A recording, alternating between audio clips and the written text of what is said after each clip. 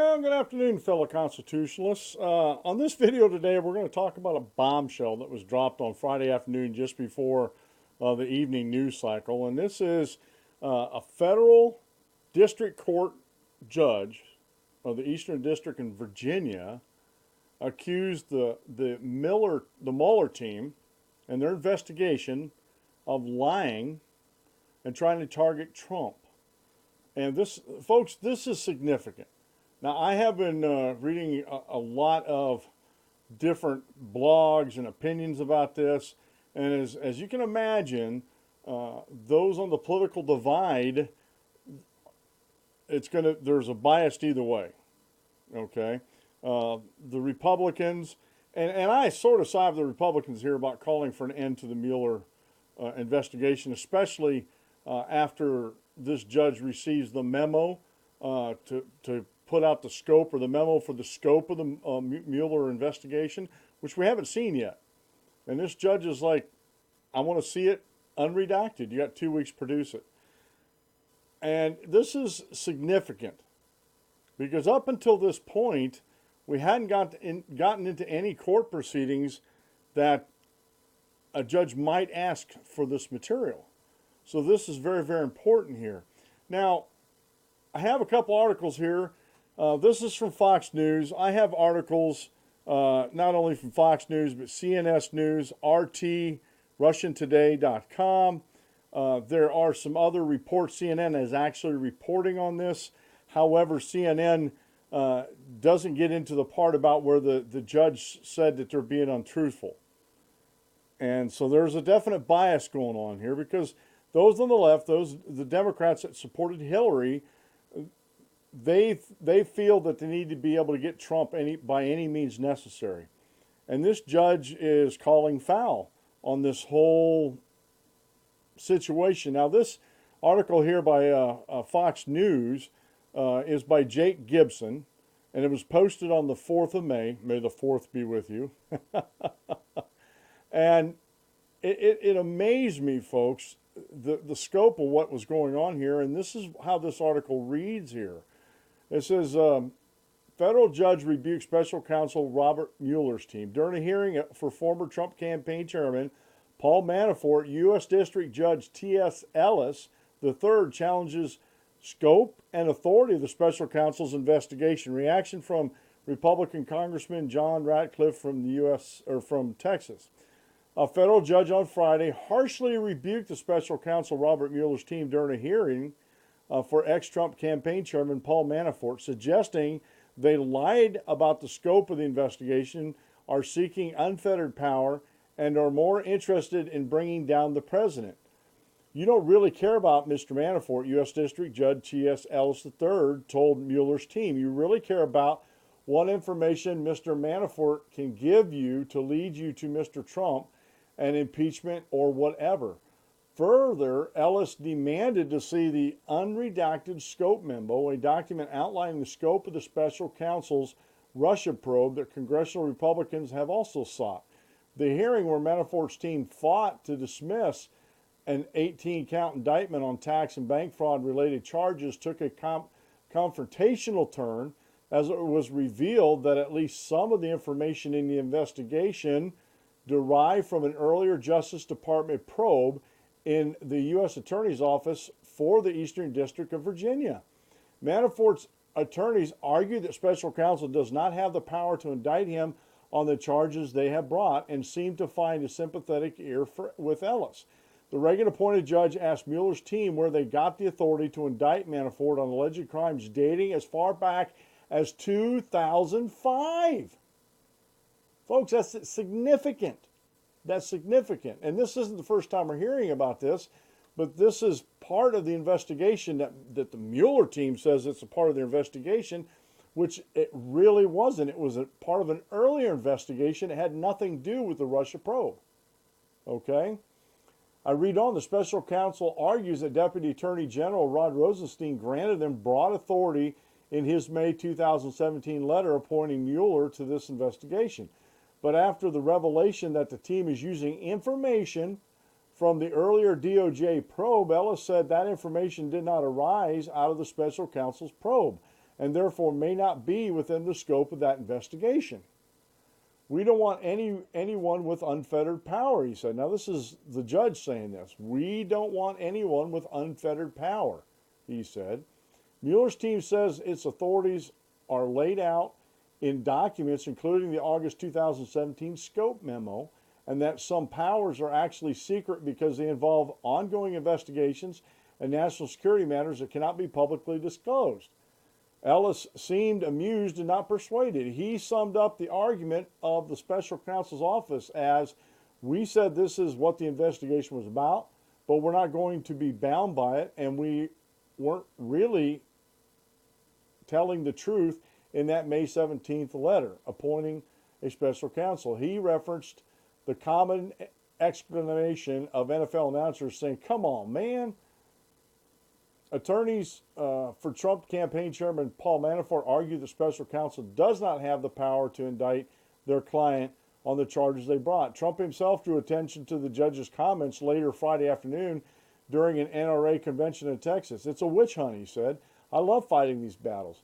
The judge also gave the government 2 weeks to hand over the unredacted scope memo or provide an explanation why not, after prosecutors were reluctant to do so, claiming it has material that doesn't pertain to Manafort. I'll be the judge of that, Ellis said. House Republicans have also sought the full document through the Justice Department, previously released a redacted version which includes information related to Manafort, but not much else. The charges in federal court in Virginia were on top of another round of charges in October. Manafort has pleaded not guilty to both rounds. The charges filed earlier this year included conspiring against the United States, conspiring to launder money, failing to register as an agent of a foreign principal, and providing false statements. Earlier this year, Ellis suggested that Manafort could face life in prison and poses a substantial risk flight because of his financial means and international connections to flee and remain at large.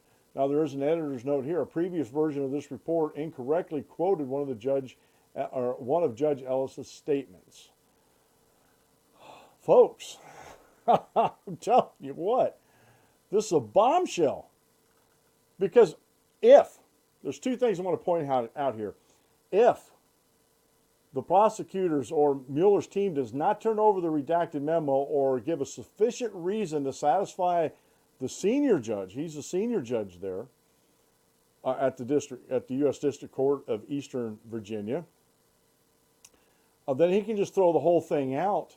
And if he throws the whole thing out, this possibly could mean the end of the Mueller investigation. Because Congress hasn't even been given the unredacted memo for this. And honestly, folks, we should know. We should know the scope of the Mueller investigation, and we just do not. We haven't yet. And this is something I think the DOJ should have done. I think this is something Rod Rosenstein should have done from the beginning. And part of the reason why they haven't done that, they said ongoing investigations. Well, they're talking about investigations into Paul Manafort that go back to 2005 and 2007. Now, when Paul Manafort was if he was doing anything wrong back then, I'm not saying he was or wasn't, because the jury or court hasn't found him guilty or innocent. Either way, these were how many years before? 2007, that's what? 6, 7, 8 years before Donald Trump decided he was actually, I think it was around 2015 that Donald Trump was making more noise about becoming a presidential candidate, and then in 2000, somewhere early in 2015, and then it coalesced in 2016, and he won the presidency. But all these crimes happened, 7, 8 years before Trump was even going to be a candidate. So how can the Mueller investigation have that type of scope to go after Paul Manafort just because he was his one-time campaign manager, President Trump, we're saying, and what he's being investigated for happened years and years before? See, there's something fishy there, folks. It doesn't make sense to me. And two, this is a tactic of prosecutors, if you're unaware of this, and I've watched enough crime dramas and real crime stories to know this, prosecutors will get something on somebody and hold it over their heads and say, look, if you turn state evidence against this bigger fish, we'll give you immunity to go after the bigger fish. And this is what I believe they're trying to do. I don't think I'm far off the mark here. This is what I think they're trying to do here. I believe with all my heart that this is what they're trying to do. They're trying to get something to stick on Paul Manafort so they can use that and say, hey, you give us Trump, we'll give you immunity. And to me, I never did like that. I always thought that was shady prosecution. I know prosecutors will tell me, oh, you let the little fish go get the big fish. I don't know. I don't get that. But anyway, so that's what was handed down Friday. And this judge was no holds barred on this judge. Now, who is TS, and his name's Thomas Selby Ellis III. And we're just going to take a look at the judge. This is a Fox News story. Caitlin Shallowhorn is the reporter on this. The federal judge presiding over charges brought against Paul Manafort, a former campaign aide, President Trump, has challenged the integrity of special counsel Robert Mueller's investigation. U.S. District Judge T. Ellis III, or Thomas Selby, S-E-L-B-Y, III, recently accused Mueller's team of trying to take down Trump and seeking unfettered power in the investigation. Manafort faces tax and bank fraud-related charges for work unrelated to the Trump campaign. You don't really care about Mr. Manafort, Ellis told the Mueller team on May 4th. You really care about what information Mr. Manafort can give you to lead you to Mr. Trump and an impeachment or whatever. Mr. Ellis, or Judge Ellis, took over the Manafort case in March. Based in Alexander, Virginia, Ellis began to preside over an indictment against Manafort in March. At the time, he suggested Manafort faced the very real possibility of spending the rest of his life in prison. He also said Manafort poses a substantial flight risk due to his financial means and international connections to flee and remain at large. Ellis ordered Manafort to be confined to his home with a GPS monitoring device. He also ordered a $10 million unsecured bond. Ellis was appointed to the federal bench by Reagan. Former President Ronald Reagan appointed Ellis to the federal bench in 1987 and was confirmed by the Senate the same year. He garnered senior status in 2007, according to the Federal Judicial Center. Ellis sentenced John Walker Lind, who was then 21 years old, to 20 years in prison after he pled guilty to charges related to his activity with the Taliban in Afghanistan. Lind, from California, told the judge he provided service as a soldier to the Taliban, and in the course of doing so, he carried a rifle and 2 grenades.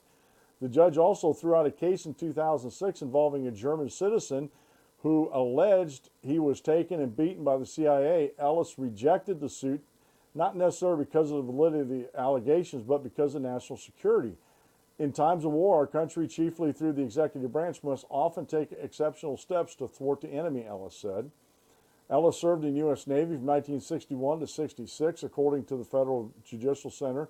Born in Bogota, Colombia, Ellis graduated from Princeton University before getting a J.D. from the Harvard School of Law. He also studied law at University of Oxford Facility of Law.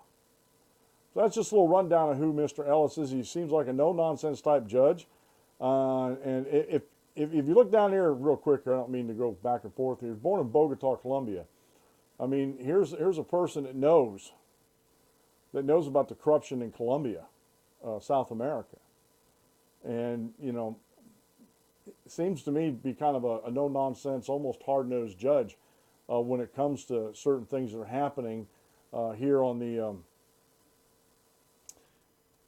in the case here involving Manafort, the Mueller investigation, and it seems to me, I said I'm not a lawyer, but I did stay in a Holiday Inn Express last night, that if he gets a hold of this memo and he throws out the indictments because it goes beyond the scope of the Mueller team, that's not necessarily mean that the indictments from the previous investigation on Manafort are going to be thrown out, but these specific ones that are brought from the Mueller team, if they are outside of the scope of the investigation.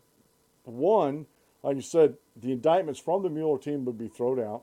And two, we will know what the scope of the Mueller investigation is finally, and or at least I hope we do.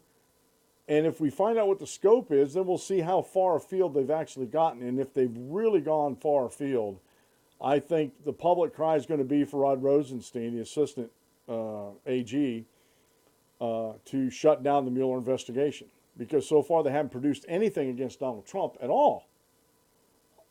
Although the lamestream media is reporting that there's stuff there, but there's nothing. There's no indictments come down or anything. It looks like they're just on a fishing expedition, especially with Paul Manafort. I'm just saying, folks, and that's the way I see it.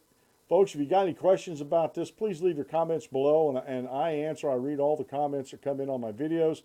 Please leave your comments. Give me a thumbs up or a thumbs down, and please share this if you like this and want your friends to see this. Hit the subscribe button if you want to see more of my videos as I put them out on a daily basis. And hit the notification button so you know when I put a new video out. And please, if you can, by all means, please help me advance the cause of liberty and conservatism by supporting me on Patreon. And also, I have a PayPal account if you'd rather go that way. This has been the Dan Clements Show. I'm your host, Dan Clements, your Constitutional warrior. Remember, if you aim at nothing, you hit it every time. We'll see you in the next video.